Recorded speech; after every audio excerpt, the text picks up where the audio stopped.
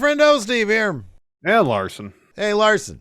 Yeah. You want to answer some questions? Yeah, let's answer some questions. I got one here from Gardo Cervantes. Gardo.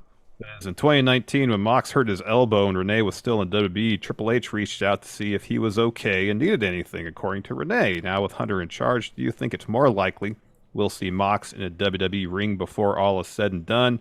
Or will the next time we see him in WWE be the Shield Hall of Fame induction like Seth said it would be? I wouldn't say it's likely or not likely. I mean, I would think the odds of him going would be somewhat improved with Vince not there, because it was Vince he was talking about on Talk is Jericho about being a pain in the ass to deal with from a creative standpoint. You know, like anybody else, if he feels like, well, I feel more comfortable knowing that Triple H is handling my creative because I feel like I can work with him and he will book to my strengths, then yeah, you can't say it's not going to improve the odds of him maybe going back. That being said, you can tell at least right now Mox really enjoys what he's doing. He wants to wrestle how he wants to wrestle. And if that means doing matches that are more violent and more bloody than WWE is comfortable doing, even in a couple of years, then he'll keep doing what he wants to do. Does Mox strike you as a Terry Funk type who will just keep on going and going and going and doing those death matches? No. I don't think he does to me either.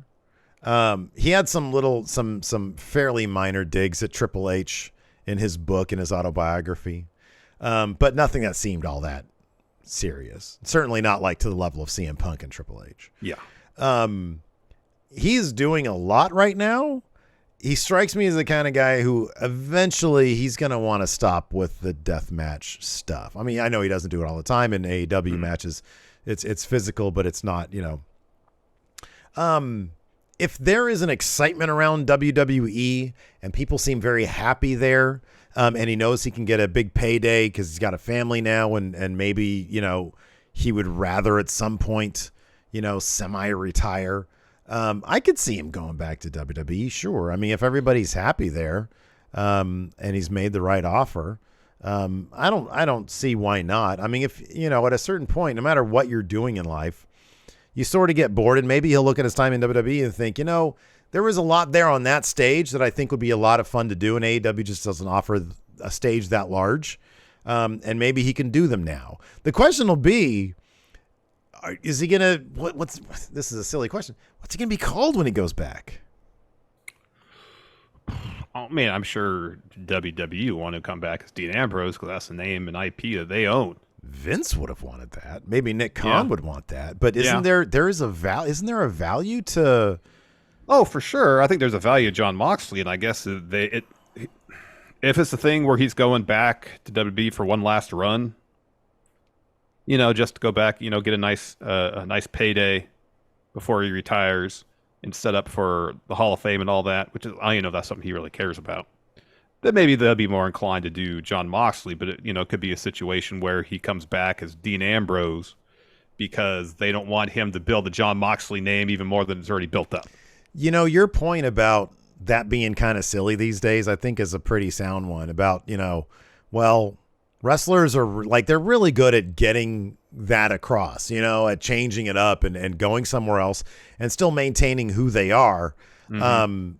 I don't know, man. I think Triple H knows that people would freak out over it being Jon Moxley as opposed to Dean Ambrose. But at the same time, you know, Dean Ambrose is a name that, you know, people that specifically watch or exclusively watch WWE know.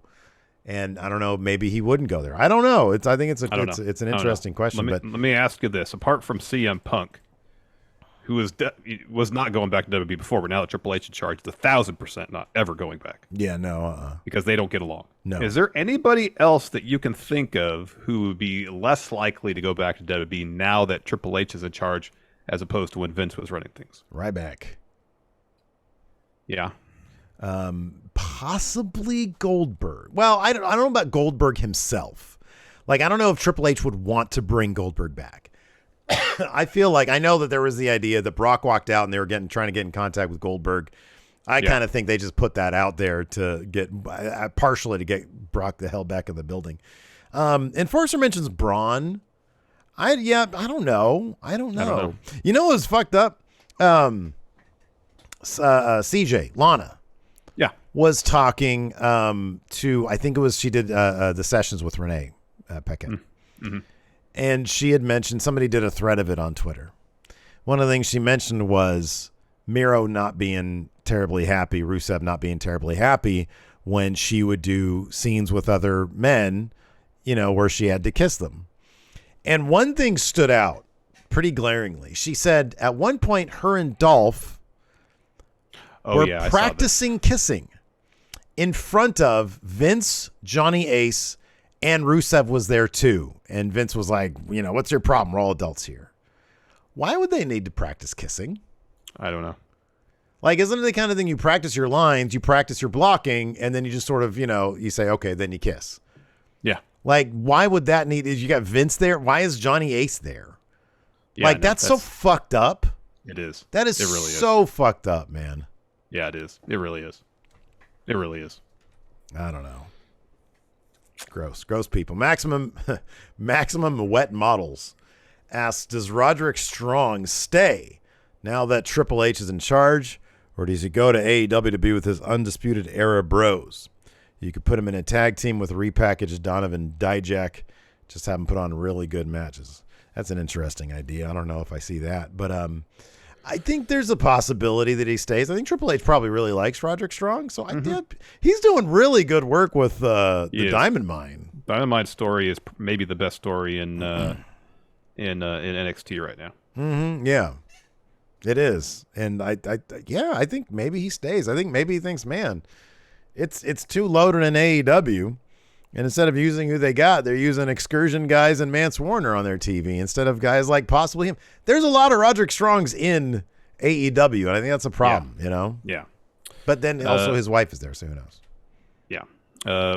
Big Bopper says, should Stephanie be getting more credit with the direction of the company? It seems like everyone is talking about Paul. I think Triple H is getting a lot of the talk because he's handling what we're seeing on TV, the creative aspect of things. Mm-hmm. Yeah. That's the most obvious forward-facing aspect of the company is what's on Raw and SmackDown on a weekly basis. Mm-hmm. And I think on a most immediately, and that's where we will see, without the need for backstage reports, changes.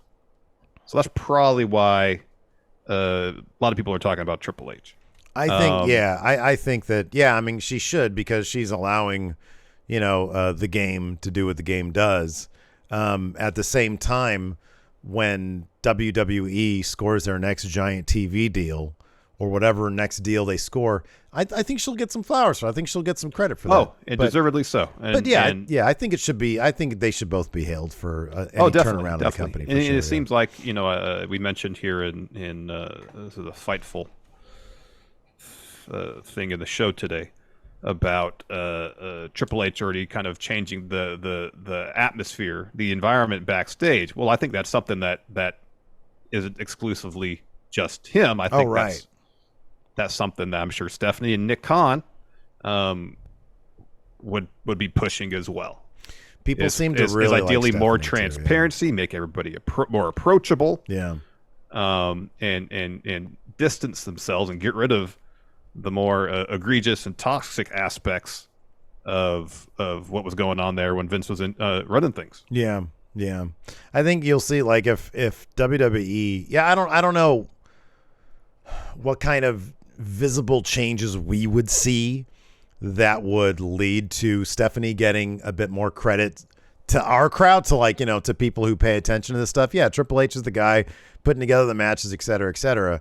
If they do, for example, because I think Stephanie was one of the main people behind the Evolution pay-per-view. Yes. If they do another one of those and she's a forward-facing figure, then I could see her getting, plenty of credit there. But yeah, she deserves it. But Triple H is the guy doing the stuff that we see, so it's understandable that he gets a lot of the credit for that. Rose Gilbert says, what top 5 main roster stars should face Braun Breaker for the NXT Championship?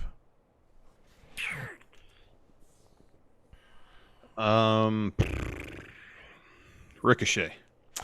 It'd be awesome if Sami Zayn went down to NXT to try to get that. I know, that would be funny. Yeah, that'd be good.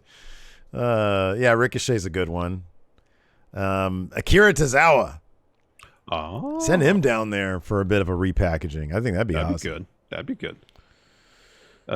Sober Chad, power rank your top 5 wrestlers likely return to WWE now that Triple H is in charge of creative. Obviously, number 1 is John Gargano. Candice LeRae. I mean, I guess it's possible Bray Wyatt. I've never heard of anything that, him and Triple H in terms of their relationship. Butt heads or anything like that, yeah. But you got to figure, if Vince McMahon was a big pain in your ass, creatively speaking, and Triple H is different. I mean, well, that Triple H was in charge when he did the Bray Wyatt stuff in NXT, so yeah, maybe he'd be down with that. I don't know. Yeah, could be. So that's 3. Tegan Knox. Tegan Knox, maybe like either Dexter Lumis or Persia Pirotta. I could see them being a possibility. It's still weird they let go of Persia Pirotta. It's bizarre. That's weird. So weird. I know. Let's see here. No, Stinky Bojangles. Do you think that some of the wrestlers who were given bad gimmick changes in WWE are going to be hard to repair their image to the fans? Pete Dunne, Killer Cross, and Dijak, for example, especially considering that WWE fans booed Liv on SmackDown. I think the reason Liv was booed on SmackDown has little to do with the character or gimmick. It was because she tapped out, and that was a storyline beat, not her character per se. Like we saw with Cross, it took that one segment at the end of SmackDown this past week, and it was kind of, okay, I forgot about the helmet and the suspenders and all that. This is how you should have booked him to begin with, because he got the entire packaging. Yeah. He got the entrance. He's Scarlett's with him. They had the hourglass. All that was there. And that entrance presented him as a star. And they stripped him of all that when he got brought to main roster. I think with Pete Dunne and Dijak too, you put them in the ring and have them put on really good matches, first and foremost, and get some wins and showcase their personalities. It's wrestling. You tell a story of how he's going from Butch back to Pete Dunne. Yeah. You use all that stuff, the wrestling, the promos, all the stuff. You just tell a story about how they get back to where they were. And I don't think people have a problem with that, because they'll be putting on cool matches and they do cool shit. Another name that might come back, and I know he's working with Noah right now, but I don't know what his deal is. Thatcher. Oh, Timothy Thatcher, yeah. Triple H seemed to really like Timothy Thatcher. Yeah. Yep. Let's see here. FSI says likely, maybe, or not going to happen. These things Triple H might do while in charge. Number 1, make the King of the Ring a major thing. Likely. I would say maybe, with really hopes that it's likely. Ununify the tag and world titles. That'll eventually happen. Yeah. I think that's likely. I think that's beyond likely. Certainty. 3, unify the rest of the titles. Not going to happen. Not going to happen. 4, make the Money in the Bank briefcase a, quote, title that has to be defended, like the G1 briefcase. Doubtful.